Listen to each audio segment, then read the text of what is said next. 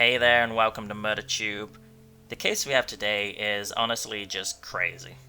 Not only does this serial killer have one of the highest victim counts in the world, even getting into the Guinness World Records for the most amount of murders, the craziness of this story just never seems to stop. This is the case of Pedro Lopez. The story of Pedro begins with his sad and tragic childhood. Pedro Alonso Lopez was born on the 8th of October 1948 in Colombia. Pedro grew up as a middle child in a family of 13 children. His mother was a single parent who was poor and worked as a prostitute. Witnessing these sexual acts had a severe effect on Pedro's young mind. At the age of just 8, Pedro was caught molesting one of his sisters. For this, his mother evicted him from the family and left him homeless and alone. A man offered to help the young child and took him out of the streets. But in an abandoned building, the man's sinister motives became apparent. The young Pedro was repeatedly sexually assaulted by this man, and eventually he was abandoned back onto the streets. When he was 12 years old, a US immigrant family found him and wanted to help him. The family took him in and sent him to an all-boys school.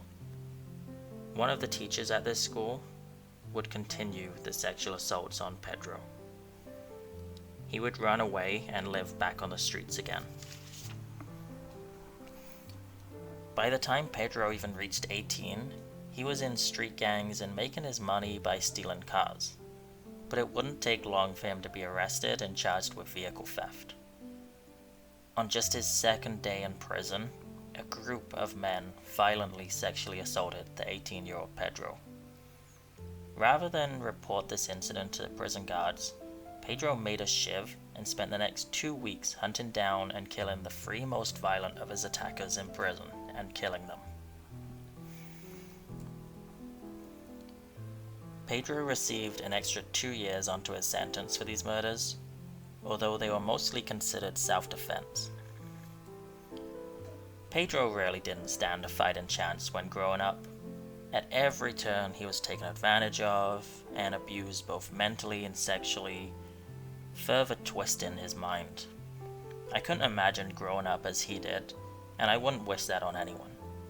But for as much as we can sympathize for him, it is not an excuse for the sick and disturbing things that he would then go on to do.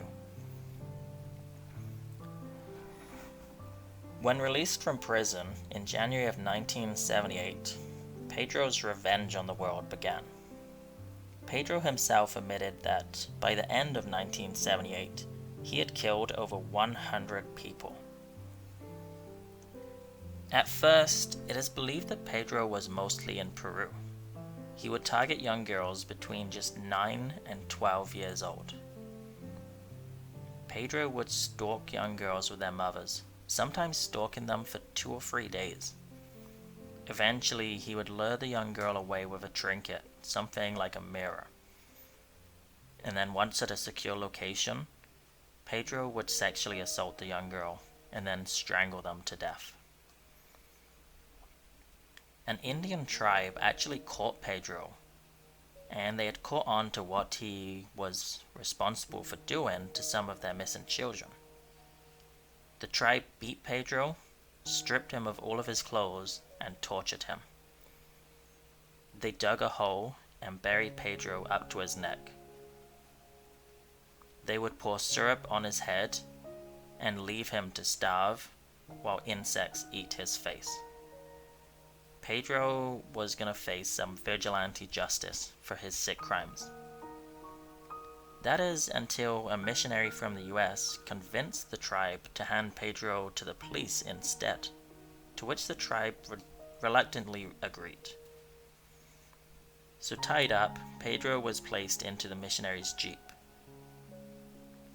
Not really aware of what Pedro had been doing, the missionary drove to the border and released Pedro into Colombia.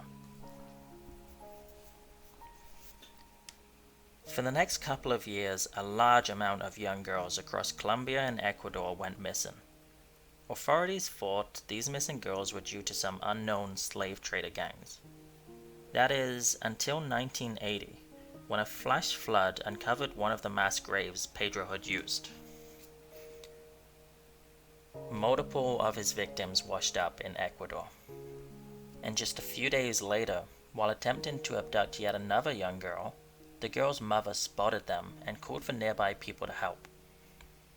Pedro was caught by the local market traders and held until police arrived. While being questioned, the police believed that they likely had a dangerous person in their custody. However, Pedro refused to talk. So the police came up with a pretty brilliant idea. A detective spent 27 days in a cell with Pedro while pretending to be a prisoner. At first, Pedro would not give them any helpful information, until the detective started telling fake stories of crimes he committed against children, and Pedro in return would share his stories. When police used this information against him, Pedro confessed to everything. The police were not prepared for just how much of a sick and twisted monster Pedro was. There were around 110 young girls murdered in just Ecuador. Pedro began to lead the police to some of the grave sites, and 53 graves in Ecuador were found. Some grave locations were empty, but police believe animals had raided these graves, or they had already been washed out by floods. There's believed to be more graves in Ecuador as well, but eventually Pedro would stop cooperating with the police, although he would confess to committing over 100 murders in Peru and Colombia also. So Pedro had confessed to murdering over 350 young girls across 3 countries. All of these victims are believed to have been between just 9 years and 12 years of age. Pedro was sentenced to life in prison. So like most other stories, now that he's sentenced to life, he will spend the rest of his days in prison, right? Well, Ecuador's laws at the time meant that life in prison could only be a maximum of 16 years. 16 years for over 300 innocent young girls that were sexually assaulted and murdered. That's less than 1 month per victim.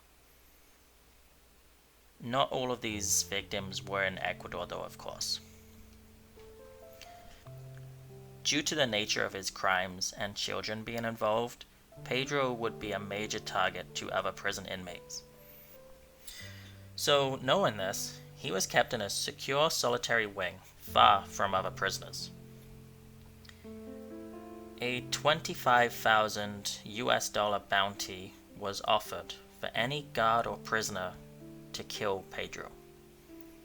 This bounty is believed to have been offered by the victims' families. I think we have to give some major credit to the guards that were tasked with guarding Pedro. Knowing of the monster that he was, that there's a cash bounty on his head, that if they killed him, they would likely be viewed as heroes in the communities, it must have been very, very tough to watch and protect this monster for so many years. When most people are wanting this guy dead, these guards showed great honor and integrity to upholding their sworn oaths, as well as upholding the laws of their country. And I think that's something that often gets overlooked in these types of cases. So I think we just need to give some major credit to the honor and integrity that these guards showed. In 1992, a reporter wanted to do an interview with Pedro. Pedro would agree, but on one condition. The prison warden's daughter would have to be in for the interview also, and Pedro would be allowed to touch her hands, as he had not touched a woman in over a decade. The pretty 26-year-old girl agreed to do it. With the prison guards aiming their guns at him, ready for any slight wrong movement, Pedro approached the young girl. He began by touching her fingertips, and he worked his way up her hands until he grabbed her wrists. with the very same hands that have been around the necks of over 300 young girls while choking the life out of them. And then he let her go. Pedro would answer all of the questions that the reporter asked. All the while, the prison guards had their guns aimed at him through the prison bars. Pedro would give the reporter details on how and why he murdered. When asked why he targeted young girls, Pedro justified it as, "I lost my innocence at age 8, so I decided to do the same to as many young girls as I could." He would also say that it's like eating chicken. Why eat old chicken when you can have a young chicken? Pedro would tell of how he stalked and murdered young girls in Peru, Colombia, and Ecuador, but that he liked Ecuador girls most as they are more gentle and trusting, more innocent. It was during this interview that we discovered just how disturbing Pedro's murders were. Pedro would only stalk and abduct his victims during the day. He got no thrill from doing it at night. Once the young girl was taken to a secure location, he would lull them to sleep. He would wait until sunrise to begin sexually assaulting them, waking them up. Then, he would begin to strangle them. He said it would take between 5 and 15 minutes for the girls to die. Pedro said, "It was only good if I could see her eyes. I never killed anyone at night. It would have been wasted in the dark. I had to watch them by daylight." He would make sure they were dead by using a mirror to check for breathing, or by slitting their wrists or throats. The bodies of some of his victims showed that some of these girls were strangled with such force that their eyes popped out. Pedro would then often prop some of his victims' bodies up in their grave locations so that he could have a party and talk with them, basically having a tea party with his victims' bodies. He would also continue his sexual assaults on some of the bodies. But this would always get boring fast, and within a few days, he would be looking for his new victim. He would kill 2 or 3 victims each week. Pedro stated, "Someday, when I am released, I will feel that moment again. I will be happy to kill again. It is my mission." And 2 years later, on the 31st of August 1994, Pedro was released from prison. He had served 14 years and was released 2 years early for good behavior. I'm not totally sure how you get good behavior when you're entirely kept by yourself and don't even get the chance to interact with other prisoners. But like I said, this is kind of a crazy story, and for over 100 murders in Ecuador, this man served 14 years. Due to basically being an illegal immigrant in Ecuador, they deported him back to Colombia. Colombia knew that Pedro had murdered young girls there also, and they desperately wanted to find evidence to use against him. They found enough evidence to charge him with the disappearance of a young girl that happened in 1979. Colombia's laws were very different than Ecuador's. If Pedro could be found guilty of murder, he would very likely be sentenced to death by firing squad. After a short trial, Pedro was found guilty. But then his defense attorney demanded Pedro receive a psych evaluation first. So in 1995, Pedro was found to be insane and was committed to a hospital instead of prison. Just 3 years later, in 1998, a new psych evaluation found him to be sane. Rather than being sent to prison, he was released on a $50 bail. He also had conditions on his release requiring him to report to the police every month. He never reported in again. So even being charged with just one murder in Colombia, even though they knew there was hundreds, he served 3 years in a hospital.